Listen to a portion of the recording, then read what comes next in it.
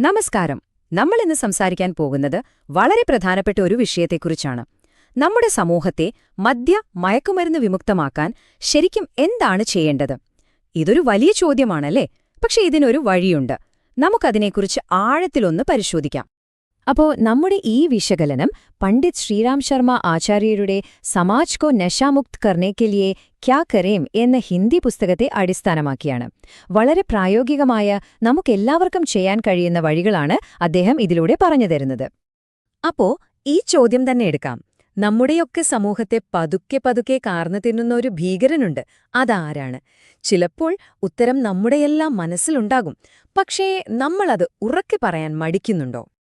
അതെ, അത് ലഹരിയാണ്. ഒറ്റവാക്കിൽ പറഞ്ഞാൽ ലഹരി. ആളുകളുടെ കയ്യിലുള്ള പണം, ആരോഗ്യം, അവരുടെ സ്വഭാവം, അന്തസ്സ് ഇതെല്ലാം ഒന്നൊന്നായി ഇല്ലാതാക്കി നമ്മുടെ സമൂഹത്തെ ഒന്നടങ്കം ഒരു തകർച്ചയിലേക്ക് തള്ളിവിടുന്ന ഭീകരൻ.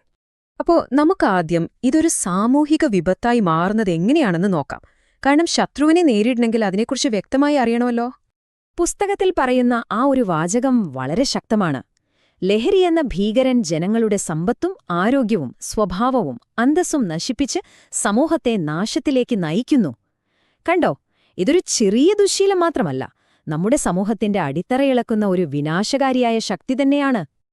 പിന്നെ ഈ ഭീകരൻ ഒരു രൂപത്തിലല്ല വരുന്നത്. അതിന് ഒരുപാട് മുഖങ്ങളുണ്ട്.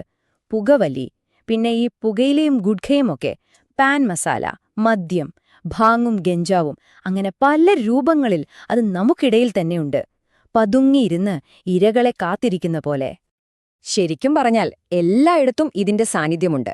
വീടുകളിൽ, തെരുവുകളിൽ, സ്കൂളുകളിൽ, എന്തിന് നമ്മൾ യാത്ര ചെയ്യുന്ന ബസ്സുകളിലും ട്രെയിനുകളിലും വരെ.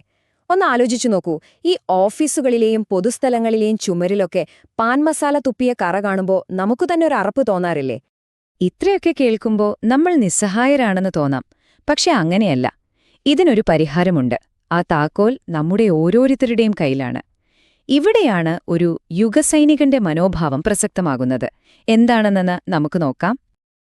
അതെ, നിങ്ങളിപ്പോൾ ചിന്തിക്കുന്നുണ്ടാകും, ഇത്രയും വലിയൊരു പ്രശ്നത്തിനെതിരെ ഞാൻ ഒറ്റയ്ക്ക് എന്ത് ചെയ്യാനാണ്? അതൊരു സ്വാഭാവികമായ ചിന്തയാണ്. പക്ഷേ സത്യം അതല്ല. ഓരോ വ്യക്തിക്കും ഈ പോരാട്ടത്തിൽ ഒരുപാട് കാര്യങ്ങൾ ചെയ്യാനുണ്ട്. അപ്പോ ആരാണീ യുഗസൈനികൻ? വളരെ ലളിതമാണ്. ജയവും തോൽവിയുമൊന്നും നോക്കാതെ ശരിക്കുവേണ്ടി അവസാനം വരെ ധൈര്യത്തോടെ പോരാടുന്ന ഒരാൾ. പോരാടുക എന്നതാണ് അവരുടെ കടമ. ഫലത്തെക്കുറിച്ച് ആകുലപ്പെടലല്ല. ഏറ്റവും പ്രധാനപ്പെട്ട കാര്യം എന്താണെന്നറിയോ? ഒരു യുഗസൈനികൻ ഒരിക്കലും ഒറ്റയ്ക്കല്ല. നല്ലൊരു മാറ്റം ആഗ്രഹിക്കുന്ന ഒരുപാട് പേർ, ഒരു വലിയ സമൂഹം തന്നെ അവർക്ക് പിന്നിലുണ്ടാകും. അതിനൊപ്പം ഒരു ദൈവീകമായ അനുഗ്രഹവും. ഓക്കെ, അപ്പൊ നമ്മൾ എവിടെ നിന്ന് തുടങ്ങണം? ഒരു യുഗസൈനികന്റെ ആദ്യത്തെ ചുവടുവെപ്പ് എങ്ങനെയായിരിക്കണം? അത് വളരെ ലളിതമാണ്. വിനയപൂർവമായ ഒരിടപെടൽ. അതെ, ഒരാളോട് ഒറ്റയ്ക്ക് സംസാരിക്കുന്ന രീതി നമുക്കിത് പരീക്ഷിച്ചു നോക്കാം. ആദ്യം വളരെ വിനയത്തോടെ, സ്നേഹത്തോടെ അവരെ സമീപിക്കുക. ഒരു നിമിഷം സംസാരിക്കാൻ സമയം ചോദിക്കുക.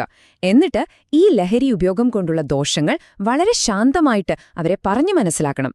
ചിലപ്പോൾ ചില കണക്കുകളോ യഥാർത്ഥ സംഭവങ്ങളൊക്കെ പറയാം. നമ്മൾ അടിച്ചേൽപ്പിക്കുകയല്ല, അവരെ ചിന്തിപ്പിക്കുകയാണ് വേണ്ടത്. അപ്പോ സാധാരണയായി കേൾക്കുന്നൊരു മറുപടിയുണ്ടല്ലേ, ഇതെന്റെ പൈസയാ, എനിക്കിഷ്ടമുള്ളത് ഞാൻ ചെയ്യും. ഇതിന് കൊടുക്കാൻ പറ്റിയൊരു കിടിലൻ മറുപടിയുണ്ട്. നമ്മളൊരു ബോട്ടിൽ യാത്ര ചെയ്യുവാണെന്ന് വെക്കുക. അതിലൊരാള് സ്വന്തം സീറ്റിന്റെ താഴെ ഒരു ഓട്ടയിട്ടാൽ അതാ ബോട്ടിലുള്ള എല്ലാവരെയും ബാധിക്കില്ലേ? അതുപോലെ തന്നെയാണ് ഈ കാര്യവും.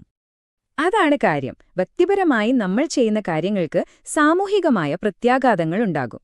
ആ വിഷം എല്ലാവരെയും ബാധിക്കും. അതുകൊണ്ട് തന്നെ സമൂഹത്തിന് ദോഷം ചെയ്യാൻ ആർക്കും അവകാശമില്ല. എന്നാൽ ഒരു കാര്യം ഉറപ്പാണ്, നിങ്ങൾ ഒരുപാട് പരിഹാസങ്ങൾ കേൾക്കേണ്ടി വരും.